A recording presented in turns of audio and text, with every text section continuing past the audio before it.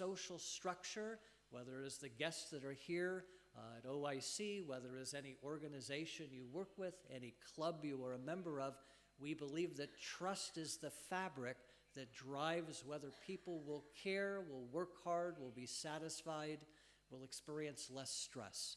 So it's not a complicated model, and when we do consulting and work in the third sector, we help boards of directors, we help the leaders, the CEOs, to think about how their behavior can create a trust culture. We simultaneously also work with teams to try to build inherent trust and collaboration and cooperation. Many of you that are here tonight don't work individually. You'll work as part of a team to deliver the wonderful services of the guests that are here. It takes a team to be very effective. No one individual can be as successful as a team can be pulling together. And I know with your yachting example, it is the lesson of working together, teamwork and collaboration that makes a boat sail ahead. It is not one person that is pressing a button or shifting sail to fly in a particular direction. So I won't go into detail about our model, but it is one that guides our research, and it guides our consulting, it guides our teaching. But I would like to say a little bit about what is happening at the brain level, why the work that you do is so important to me at a personal level, a professional level, and a scientific level. And I want to tell you about one experiment. I will keep it brief and very not complicated. And this is an experiment that was done in Los Angeles at the University of California by a very famous psychologist. Her name is Naomi Eisenberger. And she uses individuals that come into her lab, and she uses technology while they're playing a very simple game called football. But the football is not a real football. It is a football that they will see when they're wearing goggles, when they are under a machine that will measure what is happening in the brain while they are playing this game. And the instructions of the game are very simple. She says to the participants, please come to my laboratory. I will give you a computer keyboard. I would like you to lay down, and we will be, while you're playing this game, measuring what is happening in your brain. And the game is very simple. You will press a button on your keyboard, and you will see the football go to Fabio. This is what we've done as a child. We can call each other by first names because we are children. And Fabio will press a button, which I can see in my goggles. It will go to Massimo. And then Massimo will press a button, and the football will come back to me. So remember when you were very young, this is what we did as a child. We would play football with each other. And while this is going on, Naomi Eisenberger in her lab is measuring what is activity in the brain. But then she plays a cruel trick on the participant and doesn't tell them. They are not really playing football with Fabio and Massimo. They're playing football on a computer. And she can change the rules. And when she changes the rules, it begins with my pressing of a button, kicking the football to, I think, is Fabio. Fabio presses a button. He throws the football to Massimo. I am waiting for it, but Massimo presses the button, and it goes back to Fabio. And now I have been excluded or eliminated from this football game. And she stops the experiment. And she asks everyone that plays this game, how do you feel and how do you explain what happened? 100% of the participants in the study tell us what you would think is very logical. They tell us, I don't understand why this game was so fun, and then I was not able to play. It was very hurtful that they did not include me. And she asked, how do you feel about this? 100% said, I feel rejected. I feel left out. I feel eliminated from this game. I don't know what I did. So this is not the surprising part of the research, but what is her laboratory was the first to determine that what areas of the brain were activated when people reported social hurt were the areas of the brain related to physical pain. So as a psychologist, when each of us in the room are given feedback, or when we believe we are treated, with disrespect, when you have children of your own that come home in tears to believe they have been bullied, or an adult in an organization believes they have been treated unfairly, we are activating the areas of the brain that are associated with physical pain. So empathy and trust is very important, and the lack of it can be very harmful on our physical and psychological well-being. Very briefly, they tried another experiment when this is done, and they said, if this is true, what do we do sometimes when we have physical pain? We might take a medication that will help, an analgesic that will help to mute the pain. So they repeated this experiment, giving one group an analgesic or a pain medication, and a second group they gave candy.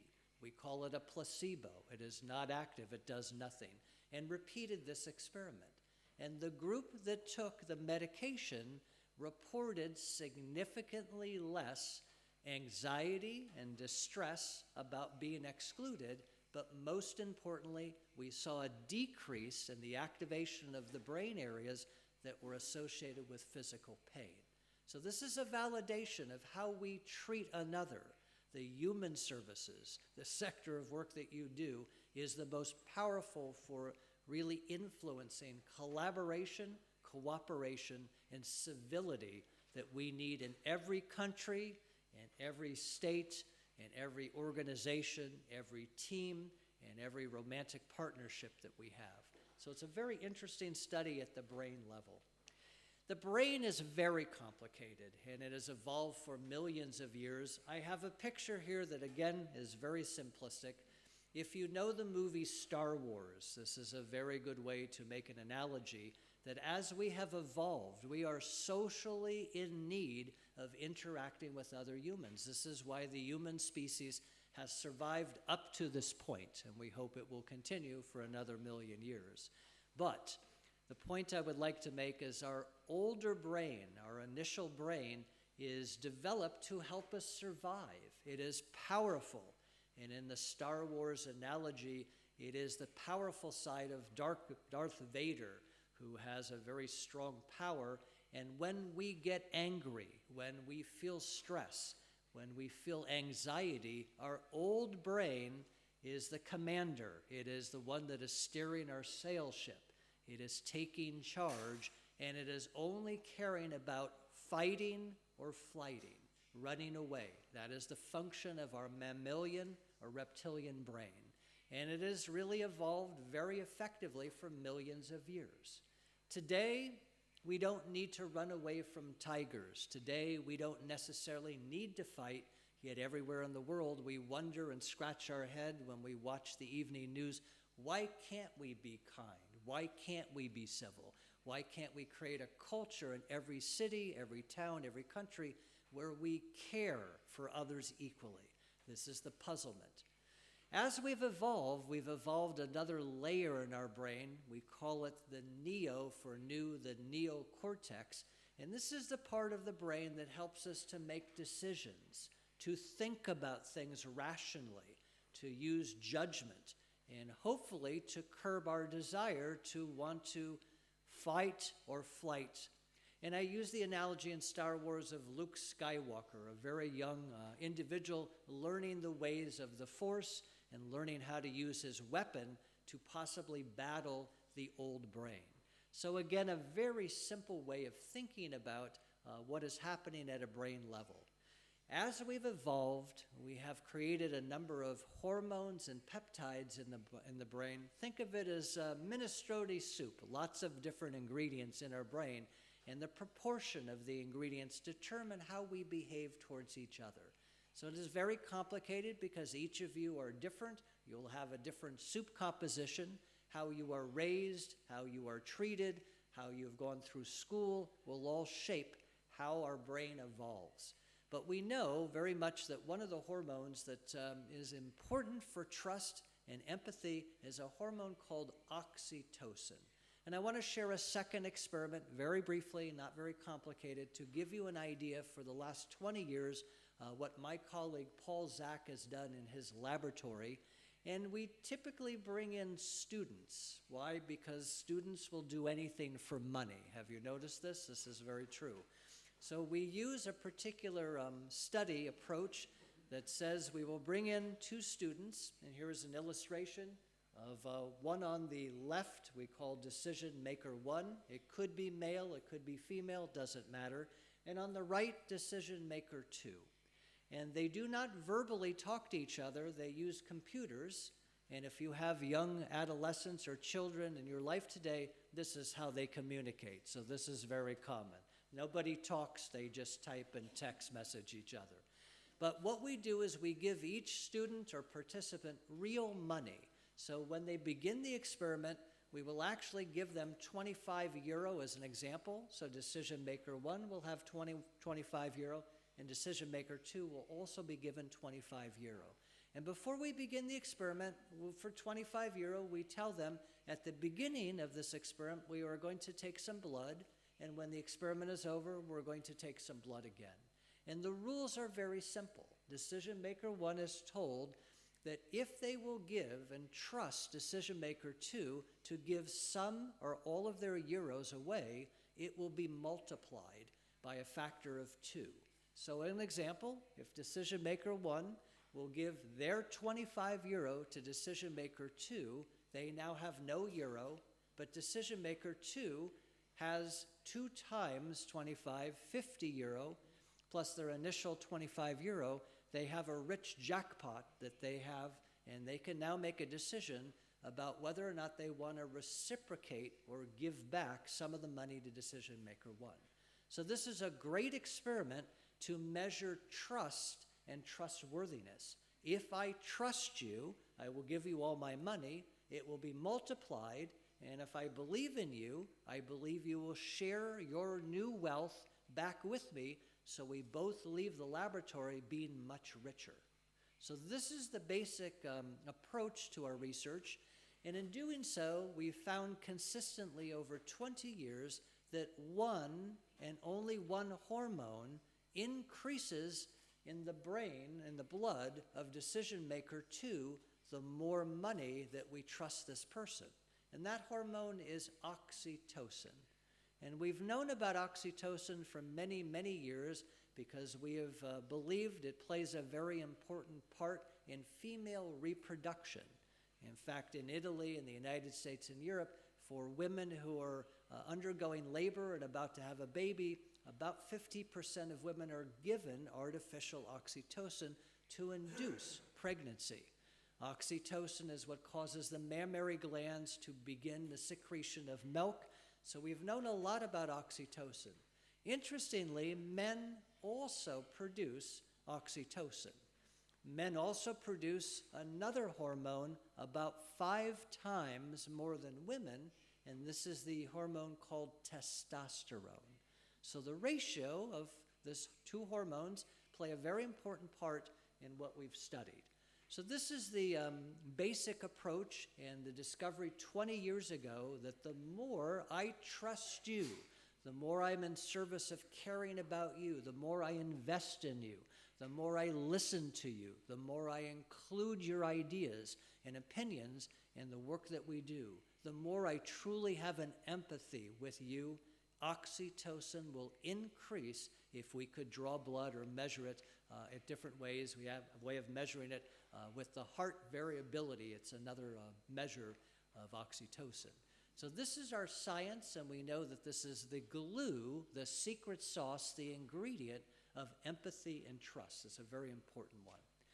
I come today also very humbly to think about how we are similar and how we are different. And I use the word bias. And all of us, if we are awake at this point in the evening, I hope you are biased. You have your favorite sports teams, you have your favorite clubs, you have your favorite associations. You are attracted to people that are similar to you, and our brain, as we've evolved, becomes cautious in dealing with people who are different. And in research, we call this our in-groups, the tribes that we had thousands and thousands and thousands of years ago that survive by collaborating and cooperating, by hunting, by gathering, by producing clothes. And we were fearful of a new tribe that would come to us physically because we were unsure. Will we feel safe with this tribe, or will they actually steal our foods and our goods and do more harm? Will we actually, as a human species, survive? So this concept of who we belong to is also very important. And the third and last study I would like to share with you is also important about why we're fearful of people that are different. This is a study done again in the United States by a Stanford University researcher. His name is David Eagleman. And again, he uses a methodology of measuring the brain while we're doing an experiment, so we can see what areas of the brain are activated as we do something. And David used a very interesting, and this has been replicated in hundreds of studies, he decided to show people a film of a needle being stuck into your arm and your hand. And if you think for a moment, does not feel good to watch. It is very anxiety-provoking, but this is the experiment. But he did something curious. He asked everyone in the experiment if they would share their predominant religious affiliation. Catholic, Muslim, Jewish, and even those that do not believe in God, atheist. And he put a label, he put a word underneath where the hypodermic needle was going to be penetrating the hand. And what he measured in the brain is what areas of the brain that are associated with empathy, with caring, what do they do when you view another human being that is like you in religious affiliation? And he found strongly and consistently that individuals in the in-group, those that identified in believing in no God, had a greater empathy, a greater activation in the brain areas with those who had a needle penetrated with the label of atheists. Massimo said words are important, and they are. This is not about words. This is about humanity trying to survive. This is about appreciating differences.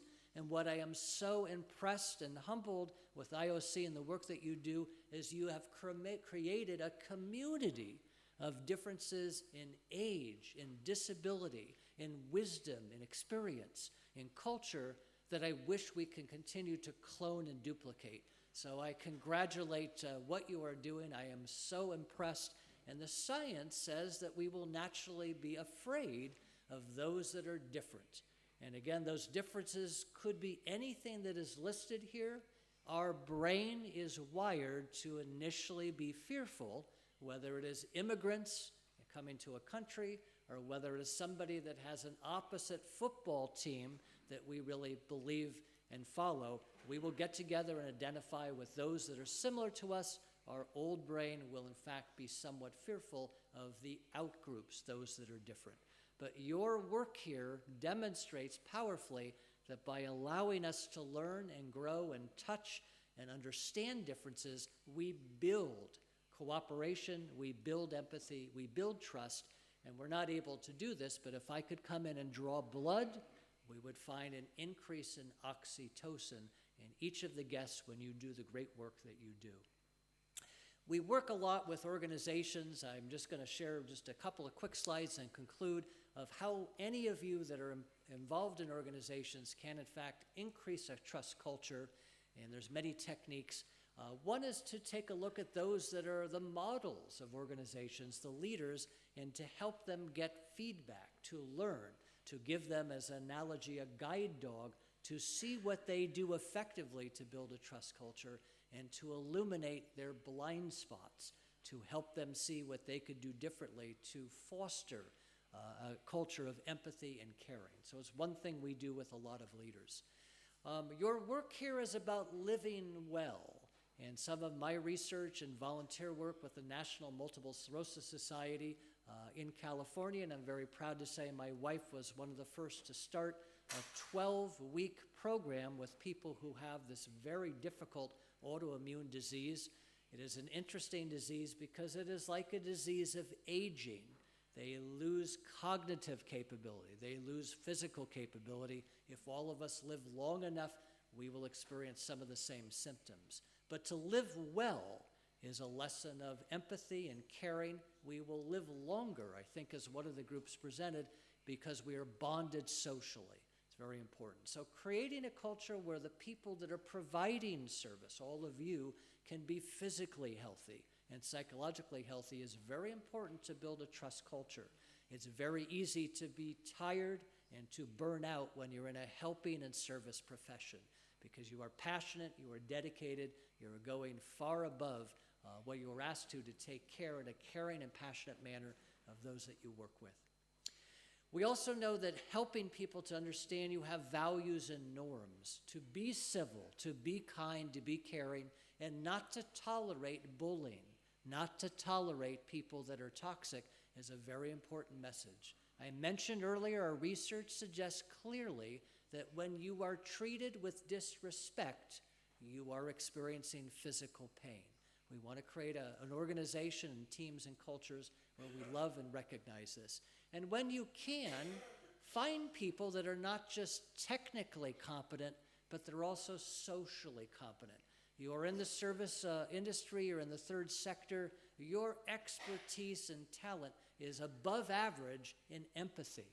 I wish I could take and clone every one of you and bring that to the other sectors. This is why the work that you do for me is the most important sector.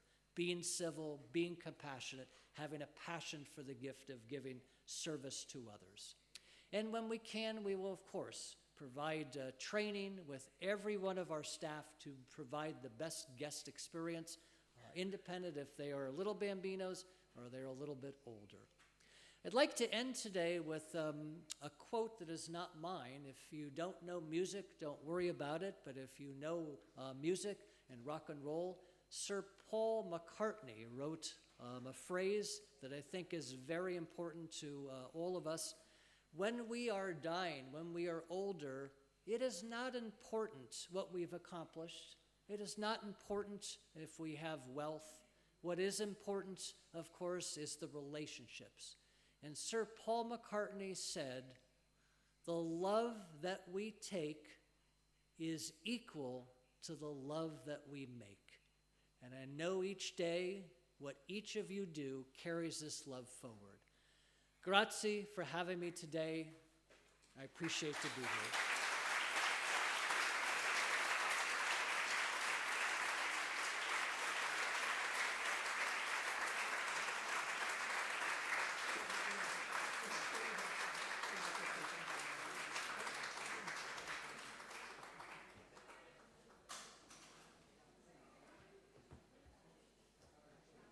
Io cercavo Fabio. Abbiamo recuperato abbastanza, ma non tutto il tempo che avevamo perso all'inizio. Abbiamo ancora qualche minuto per il question time? Quanti minuti mi dai? 10 minuti, perfetto, io direi che ci siamo. Allora, grazie alla trasparenza e alla fiducia che Kenneth ci ha fatto, ci ha raccontato anche delle cose personali all'inizio con i famosi suoi 3 aneddoti che spiegano in qualche maniera perché lui è intitolato a parlare di fiducia con delle motivazioni ancora più profonde di quanto possano avere degli altri. Grazie all'ospite che ha accettato anche il question time in ritardo. Io vi chiederei di approfittare di questa occasione, non è che ricapiti domani, di avere a disposizione. Quindi la presentazione è stata ricchissima di spunti, dal pregiudizio che noi abbiamo quando vediamo che le disgrazie capitano a qualcun altro che non siamo noi. Ce ne sono tante, poi sono scorse anche delle fotocopie degli articoli con dei titoli molto interessanti che sarebbe il caso di approfondire, ma prego, a voi, signori, facciamo delle domande.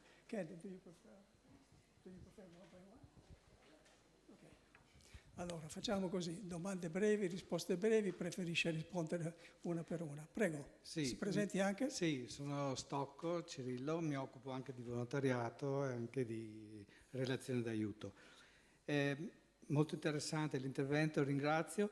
Mi è sembrato che nell'intervento fosse data tanta enfasi al tema della ricerca, come dire, della fiducia come elemento di sicurezza personale. Cioè do fiducia in tutte le occasioni in cui aumento la mia sicurezza personale anche nelle relazioni con gli altri. E mi sto domandando da tanto tempo se questo è l'elemento centrale della fiducia o se c'è qualcosa di più, di qualcosa di più strategico per l'uomo. Ecco questo. Grazie for your question. We, in our research, define two sides of a binocular or a lens. One is the side that we call interpersonal trust. It is the idea that if I am your doctor, I am going to believe you have the capability, the knowledge, the wisdom, and the caring to treat me. And this is the concept of trust. We see the other side of the binocular or the lens. We call this psychological safety. This is the idea that if I am with another human being, or I am part of a team or part of a community, that I believe if I say something, or I am bringing up a recommendation, or I'm disagreeing with you, that you will not bully me.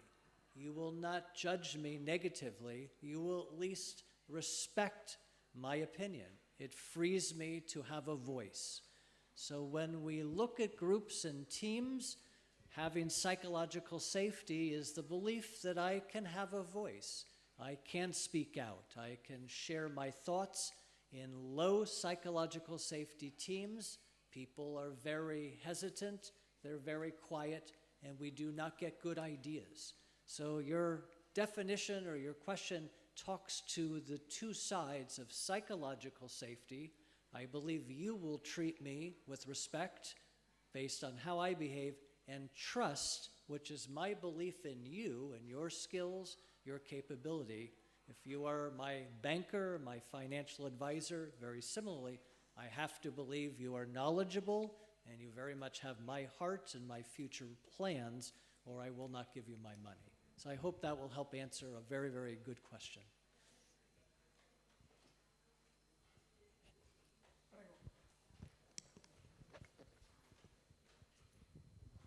Molte grazie, sono un ospite di questa struttura e faccio da poco tempo un po' di volontariato. E si è parlato tantissimo di questa fiducia. Io vorrei chiederle, è possibile che con soggetti particolarmente deboli diventi una forma di dipendenza?